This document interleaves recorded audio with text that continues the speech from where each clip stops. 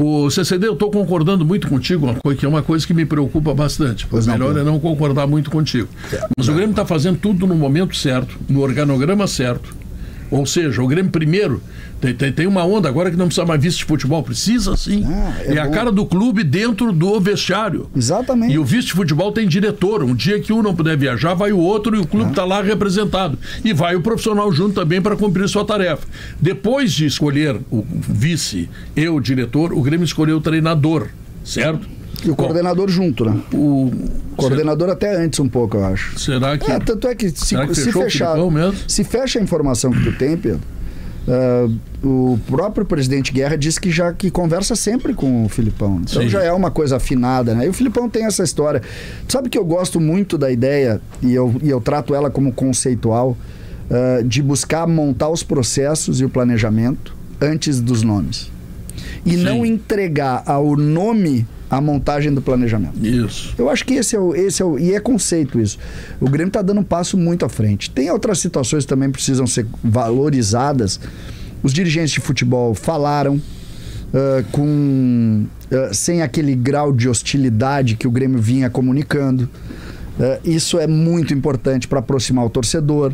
Tem uma série de bons pontos aí que a gente precisa valorizar que o Grêmio está fazendo. Tem notícias de melhor utilização do dinheiro, de diminuição de custos. A folha, Pedro, deve baixar 5 milhões. 5 milhões. 5 milhões. E o time não será pior. Não vai ser pior. Vai sendo melhor. Então tu tem Grêmio organização. Hoje... O Grêmio deu um passo à frente. O Grêmio tem problema até o volante. Do volante pra frente o Grêmio já tem tudo arrumado. Não, eu acho que precisa de mais número, Pedro. O Grêmio precisa de mais número. Tu tem 2 centroavantes. Tem 2 centroavantes, tu tem 2 meias. Tu tem 2 meias, o Monsalve e o Cristaldo. Isso. Tá? E tu precisa de uns 4 extremos e tu tem 2. Não, tu tem... Peraí, vamos de novo. Tem o... Aravena, Natan Fernandes e Pavon, que parece que não fica. Tem 2 para... mas enquanto o Pavon... Mas aí tem o Alisson Edor, que tá chegando.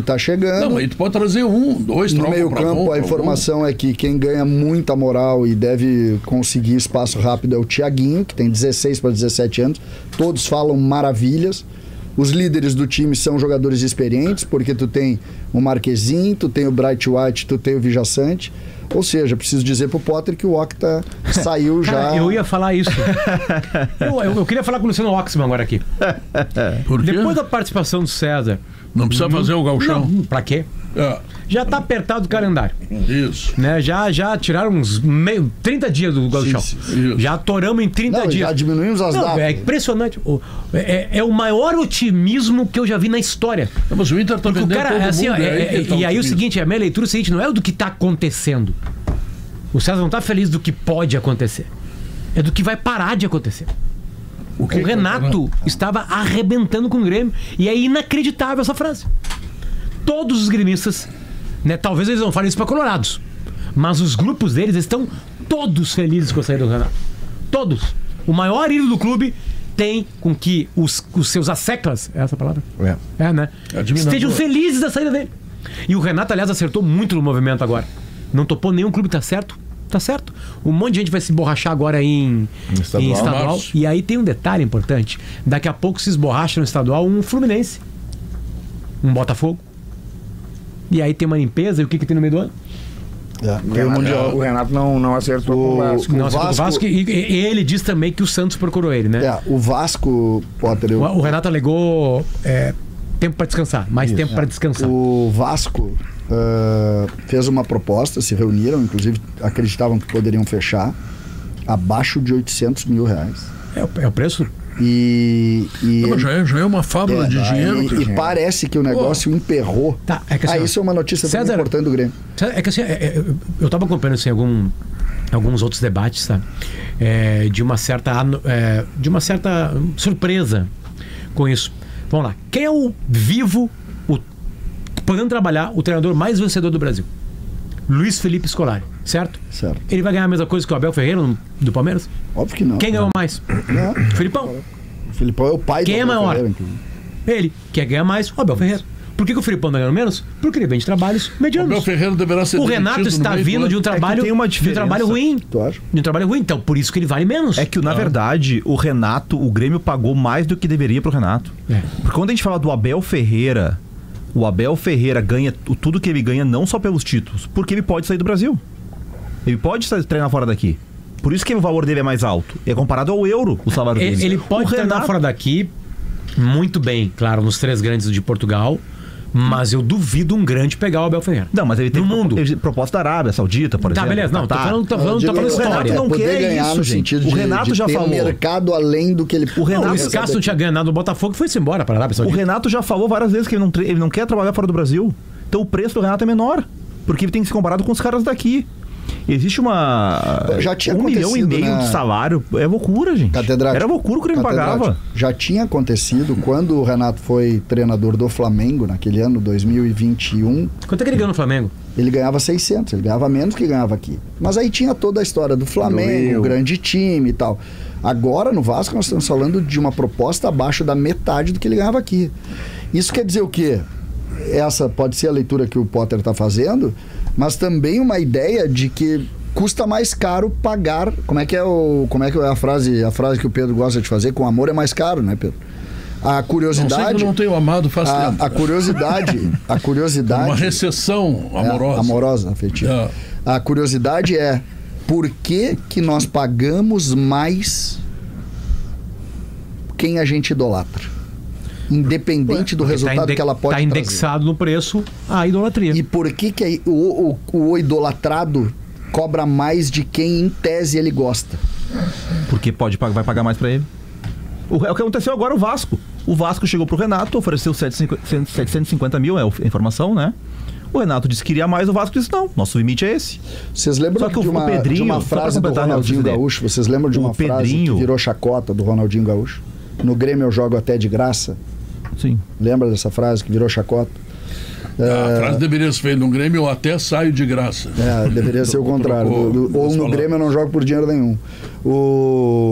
Por que eu chamo isso a atenção? Porque isso é um ponto até do ponto de vista de filosofia. Nós temos uma tendência a pagar mais, muito mais, pela nossa idolatria. Fazendo isso, nós não, César. Não, nós temos. Não, César, o planeta Terra. Não, nós temos. O esporte inteiro. Mas eu faço parte do planeta Terra, pô. Não, mas que aparentemente tá falando de Grêmio e Inter, não é? Não, tô falando nós, entendeu? Tô falando nós. E aí entra o que pra mim é mais... E aí entra a pergunta. Esse lado refém nosso, que paga mais pela idolatria, não tem contrapartida de quem é idolatrado. O sujeito que é idolatrado, ele olha pra ti e diz: já que tu gosta de mim, tu vai obrigatoriamente pagar mais do que tu deveria pagar. E isso é um escândalo. O Grêmio cometeu aqui um absurdo. O Grêmio paga muito mais pra um cara que, em tese, deveria dizer: não, pra ti eu tenho que fazer mais barato, porque eu gosto de ti. A culpa é do Romildo. Tá, mas em todo caso, o Grêmio está no primeiro momento, digamos assim, varrendo o vestiário das pessoas que têm ligação com o Renato. Esse negócio é importante, para não ficar aquela coisa assim, sabe, dar uma coisa ruim, o que é uma bobagem também, né, Pedro? Porque, na verdade, o que é ter ligação ou não, e se a pessoa tem qualidade? Se a pessoa tem ligação com o Renato e é o melhor da sua profissão no Brasil, um dos melhores. Mas não é o caso, porque a atuação do Renato no Grêmio, junto com as pessoas que estão no vestiário, foi muito ruim. O Grêmio quase caiu. Então, acho que o Grêmio quase caiu não só pelo Renato, né? Não, por 300 fatores, enfim. Pelo trabalho todo. Porque o Soteldo não voltava para marcar, tem 300 coisas aí, enfim. Isso. Bom, eu acho que essa negativa do Renato pro Vasco tem muito a ver com ser regional, né?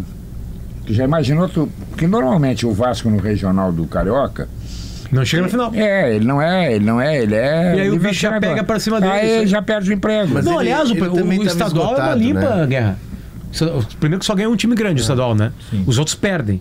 Tem uma derrotinha aí contra um time menor, já o bicho já começa a pegar, já tem limpa já pra começar o brasileiro. E tava nítido, assim, que ele tava num estado de esgotamento, até fugindo um pouco do perfil dele. Ele sempre foi um cara mais leve. Tá estressado. Troca tudo, é o Palmeiras. O Abel Ferreira recebeu uma ligação do Manchester City. O Guardiola um fracasso completo. O City quer o Abel Ferreira, certo? Aí o Abel Ferreira vai. Aí o Palmeiras, a Leila, o Renato. Sempre quis o Renato, gosto do Renato. O cara que domina vestiário, liga pro Renato. Renato, vem pro Palmeiras. 1,5 milhão. Não, pode ser o que tu quiser. Pode ser os 850, 750 do Vasco. Ele vai. Ele vai. Ele vai.